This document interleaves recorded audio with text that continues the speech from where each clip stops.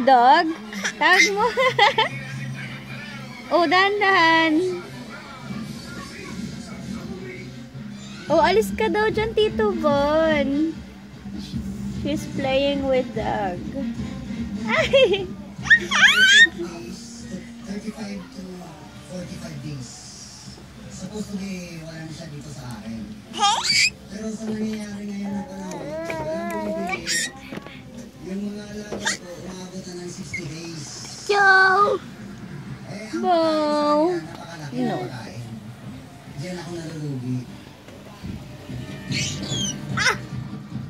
Sakit!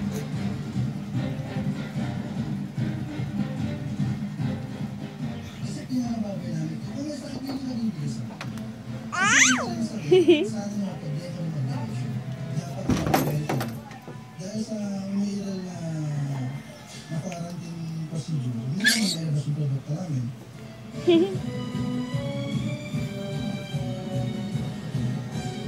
Bon, wait lang. Gumagawa po kami ng parang kung saan namin itatago yung ibo ko, dinala namin. Ang pinakakaro kasi po ba ang paghahakutin yung baboy, napakalaki po na buhunan.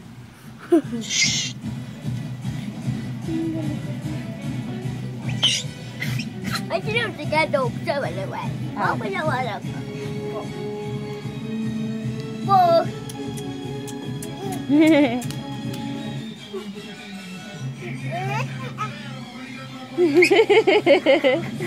Nakikiliti ka?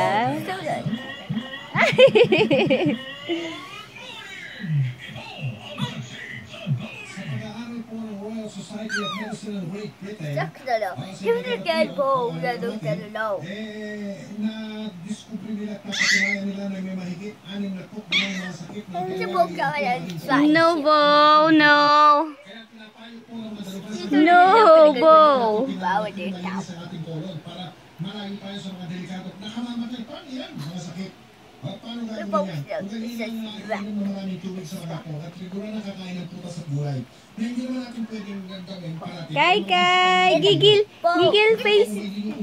Naayaw? Wala tayong gagawin, hindi magtarot ng magtarot ng putas at mabugas ng bugas sa mga gulay. Ang ginagawa nila, pwede rin, meron tayo na ibang juice. Pero bakit ito gagawin yun? Ito red juice. Mga kapuso, kung natural po ang sangkap nito, may higit 30. Tulad ng pinya, mansanas, bayabas, green tea, aloe vera, ubas, barley, wheatgrass, ampalaya, luni, olive, kamatis, ginseng, sabong, blueberry, cranberry, orange, onion. May bawang at iba pa. Ako, pagbalamig na balamig, sarap ito. At pag-regular nyo ito, inyo. Mayroon na rin yung pakiramdam nyo sa sigura, gaan. Bye-bye na kay. Bye-bye. Bye-bye. Bye-bye! Bye-bye. Flying kiss na. Mwah! Sige, Bo. Kiss siya ni Bo.